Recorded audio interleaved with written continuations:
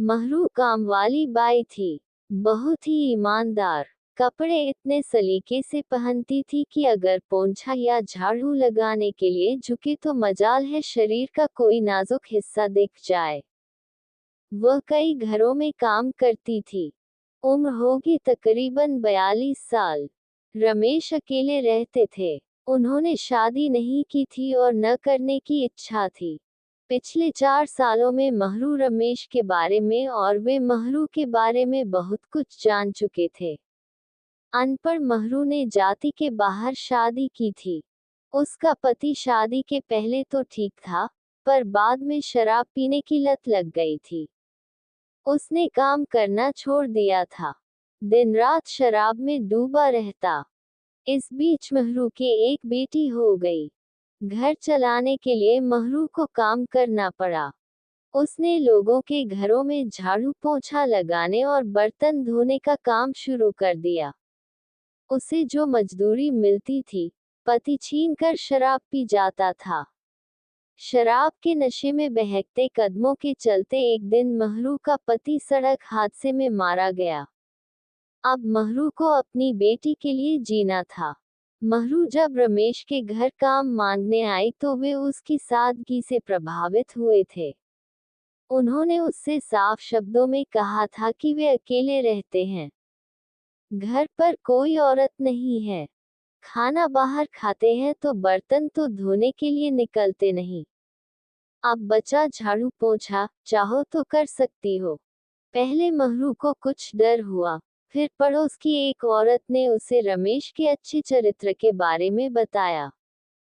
उसे काम की जरूरत भी थी, लिहाजा वह काम करने को तैयार हो गई। शुरू में जब महरू काम करने आती और रमेश उसके सामने पड़ते तो उसके चेहरे पर डर सा तैर जाता।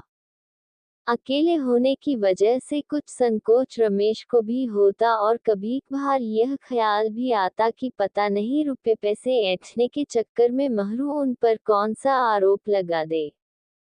महरू जिस कमरे में होती, रमेश दूसरे कमरे में चले जाते। आज होटल के भोजन में न जाने क्या था कि रमेश का सिर चकराने लगा। बुखार आ गया, उल्टियां भी होने लगी। वे रात भर बिस्तर पर पड़े रहे। घर के मेडिकल किट में बुखार और पेट दर्द की जो दवाएं थी, वे खा चुके थे, लेकिन उनकी हालत में कोई फर्क नहीं आया। सुबह महरू ने जब दरवाजे की डोर बेल बजाई, तब रमेश ने बड़ी मुश्किल से दरवाजा खोला। महरू ने जब उनकी हालत देखी तो वह घबरा गई। पूरा घर गंदा पड़ा था।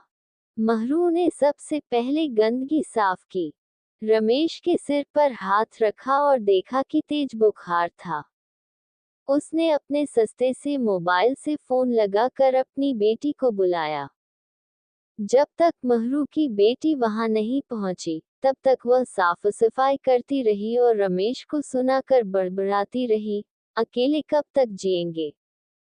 कोई तो साथ चाहिए। शादी करके घर बसा लेते तो एक देखभाल करने वाली होती। मैं नहीं आती तो पड़े रहते, पता भी नहीं चलता किसी को। इसके बाद महरू ने रमेश को सहारा देकर उठाया।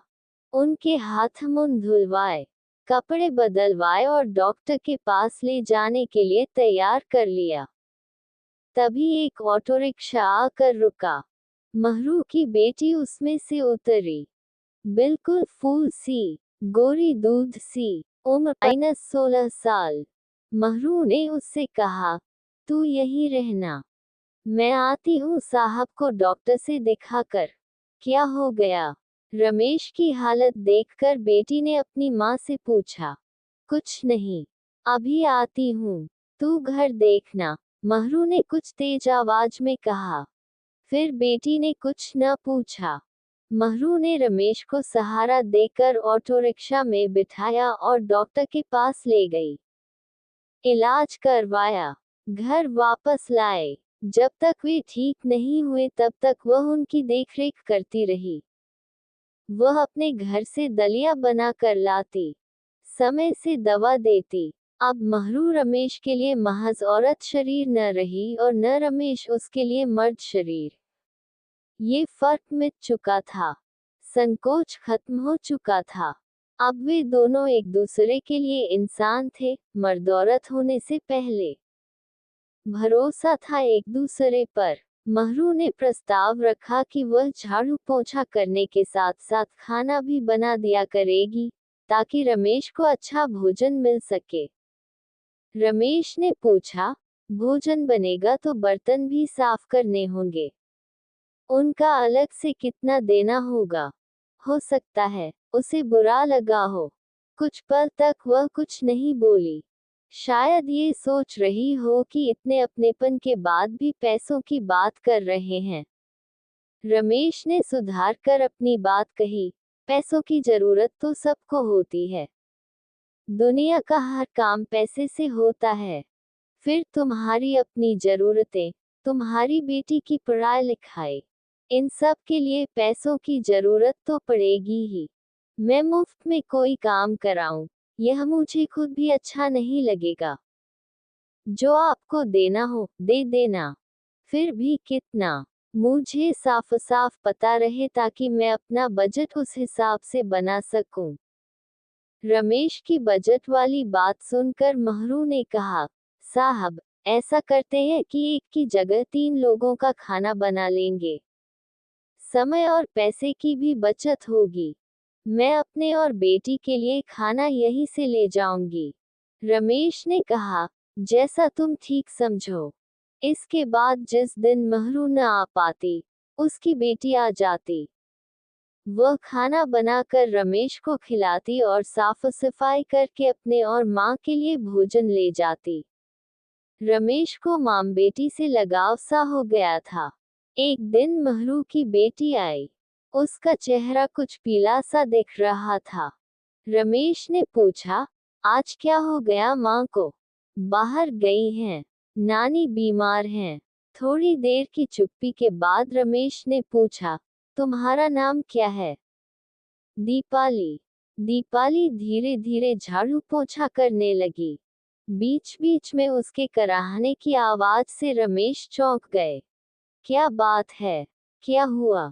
कुछ नहीं साहब, दीपाली कराहते हुए बोली। थोड़ी देर में आह के साथ दीपाली के गिरने की आवाज आई। रमेश भागकर रसोई घर में गए। दीपाली जमीन पर पड़ी थी। वे घबरा गए। उन्होंने उसके माथे पर हाथ रखा। माथा गर्म था। वे समझ गए कि इसे तेज बुखार है। रमेश ने उसे अपने हाथों से उठाकर अपने ही बिस्तर पर लिटाकर अपनी चादर उड़ा दी। तुरंत डॉक्टर को बुलाया। डॉक्टर ने आकर दीपाली को एक इंजेक्शन लगाया और कुछ दवाएं दी। रमेश के पास डबल बेड का एक ही बेडरूम था। दीपाली तेज बुखार में पड़ी हुई थी। वे दिन भर उसके पास बैठे रहे। उसके माथे पर ठंडे पानी की पट्टी रखते रहे। उसके लिए दलिया बनाया। उसके चेहरे को देखते रहे। रमेश के मन में मोहमाया के फल खिलने लगे। सालों से बंद दिल के दरवाजे खुलने लगे। रेगिस्तान में बारिश होने लगी। जब उसके प्रति उनका लगाव ज्यादा होने लगा तो वे वहां से हट गए। लेकिन उसकी चिंता उन्हें फिर खींचकर उसके पास ले आती। रमेश ने अपने आप को संभाला और डबल बेड के दूसरी ओर चादर ओढ़कर खुद भी सो गए। दीपाली तेज बुखार में तपती, मामा, बड़बड़ाने लगी। उसकी आवाज से रमेश की नींद खुल गई। वे उसके पास पहुंचे और उसके माथे पर हाथ रखकर उसे बच्चे की तरह सहलाने लगे। तभी दीपाली का चेहरा रमेश के सीने में जा धंसा। उसका एक पैर उनके पैर पर था। वह ऐसे निश्चिंत थी, मानो मां से लिपटकर सो रही हो। रमेश की हालत कुछ खराब थी। आखिर उनकी इतनी उम्र भी नहीं हुई थी कि 16 साल की लड़की उनकी देह में दौड़ते खून का दौरा न बढ़ाए। रमेश के शरीर में हवस की चींटियां रेंगने लगी। अच्छी तो वह उन्हें पहले भी लगती थी, लेकिन प्यार की नजर से कभी नहीं देखा था। लेकिन आज जब इस तन्हाई में एक कमरे में एक बिस्तर पर एक 16 साल की सुंदरी रमेश से लिपट कर सो रही थी, तो मन में बुरे विचार आना लाजिमी था। रमेश उसे लिपटाए नींद की गोद में समा गए। सुबह जब उनकी नींद खुली तो दीपाली बिस्तर पर नहीं थी। रमेश ने आवाज दी तो वह हाथ में झाड़ू लिए सामने आ गई। क्या कर रही हो? झाड़ू लगा रही हूँ। तुम्हें आराम की जरूरत है। मैं अब ठीक हूँ। रमेश ने उसे पास बुलाकर उसके माथे पर हाथ रखा। बुखार उतर चुका था। अभी 2 दिन की दवा लेनी और बाकी है। अगर दवा पूरी नहीं ली तो बुखार फिर से आ सकता है। जी, कहकर दीपाली काम में लग गई। कभी ऐसा होता है कि मरीज पहली खुराक में ही ठीक हो जाता है, फिर इसमें स्नेह भी काम करता है। साहब, खाना लगा दिया है। जब दीपाली ने ये कहा तो रमेश खाने की टेबल पर पहुंच गए। उन्होंने कहा, तुम्हारी माँ तो है नहीं, तुम भी यही खाना खा लो। मैं बाद में खा लूंगी, दीपाली ने शर्माते हुए कहा। क्यों? कल तो मुझे से लिपटी थी, अब साथ में खाना खाने में शर्मा रही है। ये सुनकर दीपाली शर्मा गई, पर कुछ नहीं बोली। फिर ज्यादा जोर देने पर वह साथ खाने बैठ गई। दवा पूरी खाना, रमेश ने खाना खाते हुए कहा। जी, कौन सी क्लास में पढ़ती हो? 12वीं क्लास में। पढ़ाई कैसी चल रही है? जी, ठीक चल रही है। क्या बनने का इरादा है? साहब, आगे तो अभी कॉलेज की पढ़ाई है, आगे क्या पता माँ पढ़ा पाएंगी या नहीं। हो सकता है माँ मेरी शादी करा दें। हाँ, ये भी हो सकता है।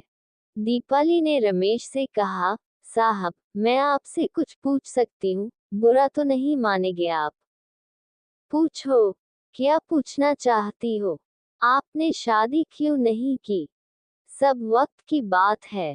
किसी को मैं पसंद नहीं आया, कोई मुझे पसंद नहीं आई। फिर शादी के लिए मैं किसे आगे करता? न माता पिता, न भाई बहन। लोग अकेले लड़के को अपनी लड़की देने में कतराते हैं। आप बहुत अच्छे हैं साहब। वह कैसे? कल रात मुझे आप में अपनी माँ और पिता दोनों दिखाई दिए। क्या मेरी उम्र भी है माता पिता की उम्र जैसी? उम्र नहीं, गुण है आप में ऐसे। पहले मैं आपको केवल साहब की नजर से देखती थी, और अब मैं आपको आदर की नजर से देखती हूँ।